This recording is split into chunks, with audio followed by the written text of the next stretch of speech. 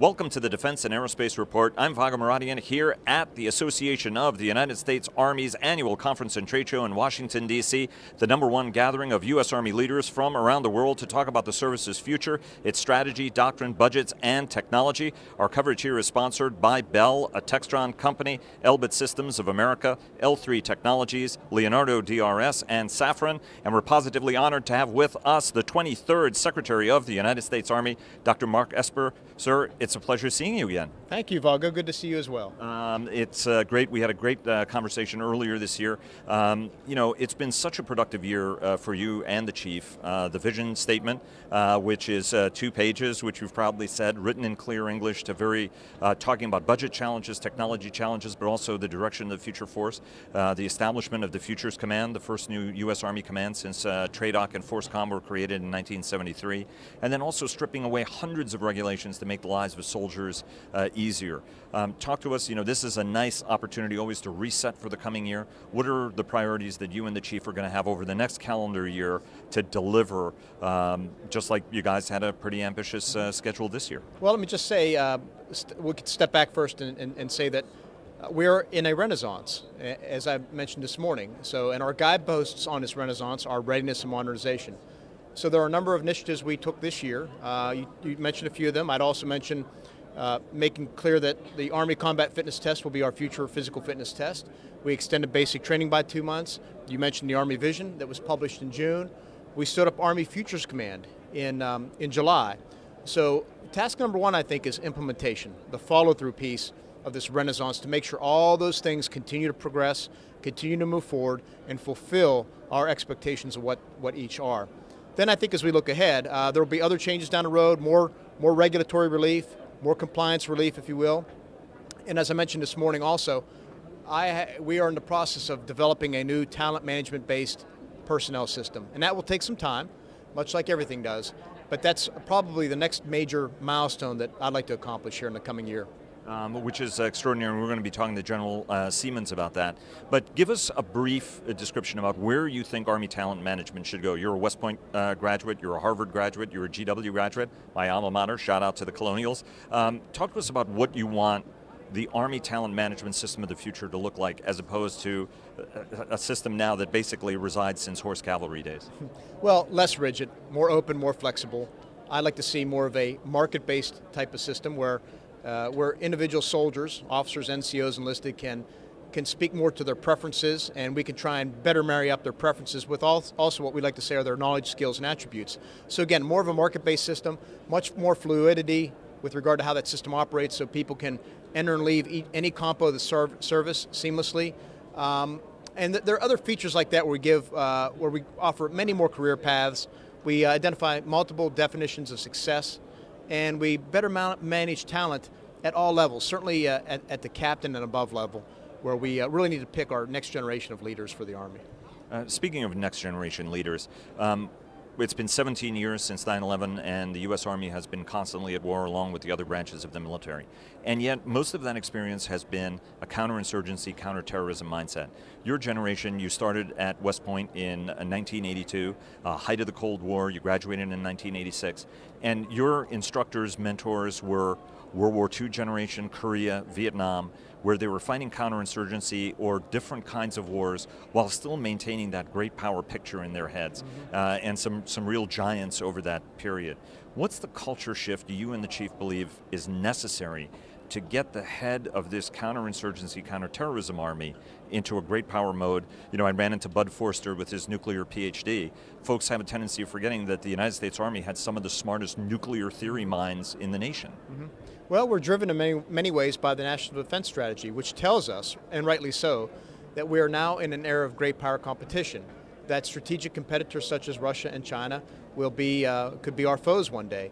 And so we need to think very differently about how we would fight in an environment where the adversary has high-end anti-air capabilities, something we haven't faced in the past 17 years, or where they have heavy mechanized forces, again, something we haven't faced in the last couple of years. So it's going to be folks from my generation, officers and NCOs from my generation, who are going to have to step up and really talk to the force about how do we pivot, how do we get back to that high-end fight, that high-end training, much more demanding. How do we how do we work air defense and electronic warfare and all those capabilities back into our formations and learn to use the entire combined arms team to fight these greater fights. And that's coming, that's happening right now.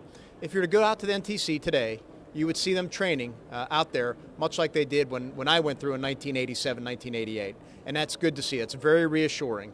And we need to continue along that path. How do you respond to those folks who say that the focus of the Army's focus in fighting in megacities is misplaced, that we did it in Raqqa or Mosul or elsewhere with a preponderance of air power to try to minimize U.S. casualties? And as one friend of mine that I ran into down here, a retired general officer, was like, look, that's a little bit of folly. We want to avoid that as much as we can. Why is it so important to have that as sort of a core principle going into both this modernization but intellectual cycle? Well, we don't get to pick necessarily where we're going to fight. The enemy has a vote in that, for one. Secondly, if you look again at what the National Defense Strategy tells us, if we end up fighting a Russia or a China one day, Europe and China is very dense when it comes to cities and places like that. So we need to be prepared to fight in that environment. Not exclusively, but we need to be prepared to fight there, in addition to open deserts and open plains, if you will. We've got to be able to do it all. And as you've said and we've discussed, even island hopping and a number of other things that General Odierno also was working when he was chief. Let me take you to the budget. You wisely say in the vision statement, look, the budgetary scenario looks uncertain as we're going forward. Let me ask you for the 19 priorities. We're in the beginning of the budget build cycle. I know you can't presage a lot of specific numbers and things like that, but what are your and the chief's priorities going to be going into this budget you want to see in 19? It's going to be expected to be another very strong year. Congratulations, by the way, of starting for the first time in a decade with a real budget on the fiscal year, which must feel good. But talk to us about what are some of the foundational principles going to be going into this budget build for you? Sure. Well, first let me say thanks to Congress for giving us a budget on time that's predictable, that's sufficient. We really appreciate them coming together and delivering that for the Army. It'll be key to today's readiness and tomorrow's readiness, modernization.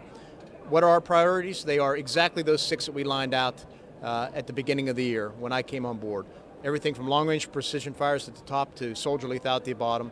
And then mixed in there, of course, are the costs it will take to extend infantry basic training by 2 months and to do the same for other branches, or to implement the Army Combat Fitness Test. Those are our priorities. In an event like this where you have industry, it's those 6 priorities that are guiding us. They are at the top of the list. They will be funded first. So if we see flat or declining budgets in 20 and beyond, we are set to make sure that we fund the modernization, the future of the Army first.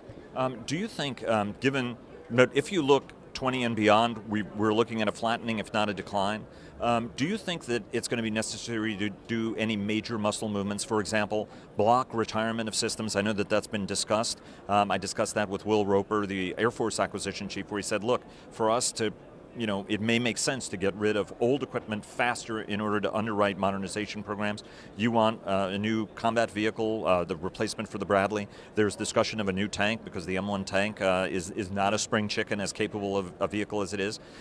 Can you see block retirement of older systems in order to free up added modernization funding to accelerate certain priorities? Well, I don't take anything off the table. We just need to, we'll have to face that when we come to it.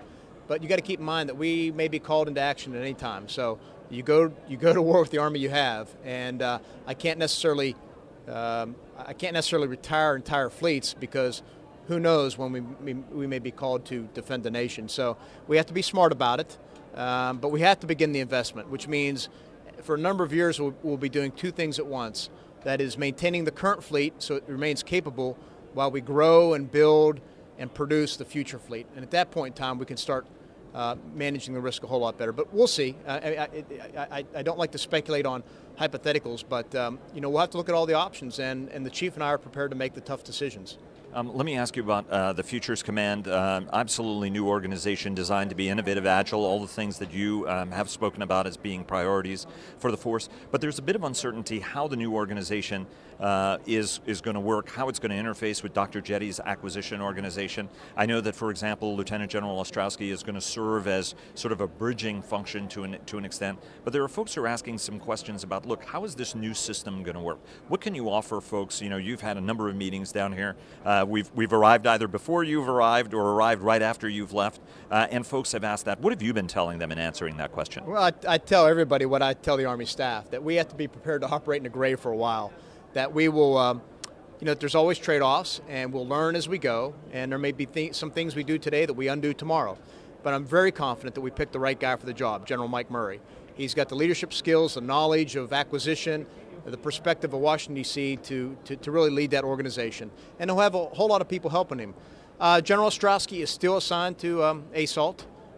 He reports to Dr. Jetty, but he has this additional duty to also support General Murray. So I'm confident that all this stuff will be worked out. We have a year for Army Futures to Command to be fully operationally capable. We're only 2 months into it or so. And over time, we will be continue to add organizations into the mix, continue to assign, and it also gives us time to work out all the relationships between not just ASALT, the acquisition folks, and General Murray, but also between the testing community and the contracting community, all those things that will be baked into Army Futures Command. And how do you respond to those who say, look, what's the rush? I mean, they've even said that, hey, it looks like OSD and the Army aren't on the same page in terms of the necessity for speed. How do you respond to folks who raise that? Well, I've never heard that from OSD. I think, if anything, OSD is completely agrees with us in terms of the need to be more quick, to be more efficient in terms of how we use our budget, and are applauding us and supporting our moves on Army Futures Command. I would just say that these things take time. We need to be patient, we need to be comfortable with the gray, but I will tell you this much. I know we can't build the next generation combat vehicle or long-range precision fires or improve soldier lethality with the current system we have. It takes too long, it's too inefficient. We've seen some of the epic failures we've had in the past. We have to do something different, and one thing that we've heard from either Congress or from expert testimony before Congress, from experts in the think tank community, was putting accountability into the system, having a single person in charge. Getting unity of command, unity of effort will go a long way towards vastly improving the Army modernization enterprise. Let me ask you one last question, and that's on the Army Corps of Engineers. At the behest of the White House, the organization is going to lose, and you've signed off on the requirement to get the civil engineering mission out of the force. Talk to us about how that's going to work, because the Army Corps of Engineers is one of history's greatest engineering organizations, both on the civil side as well as on the military side. Talk to us about how that separation is going to work to make sure that none of its combat capability, given that some of this civil capability is something that also the force has, the Corps has been able to leverage in the past, how that's going to work out? Well, we have to see how that all plays out. This was an OMB initiative. The Army supports it. We proposed some options. I'm confident that if that were to move forward, Congress needs to approve that. If that were to move forward, that we would retain the combat capability of the engineers. But it was more about the civil works function. But like I said, we'll see. Congress has a big say in that. There are a lot of laws that need to change and whatnot, but we supported the OMB decision going forward, and we'll continue to take guidance that way. Dr. Mark Esper, 23rd Secretary of the United States Army. Sir, it's always a pleasure. Thanks very much, and hope you have a great AUSA. Great. Thank you very much, Vago. Hey, and how do you think Army football is going to do this year in the big Army-Navy game? I know that Air Force... Again. We will win again, and we'll keep the Commander-in-Chief's trophy. Do you have any shout-out you want to give the Corps of Cadets? Beat Navy and beat Air Force. Thanks, sir. Thanks, Vago.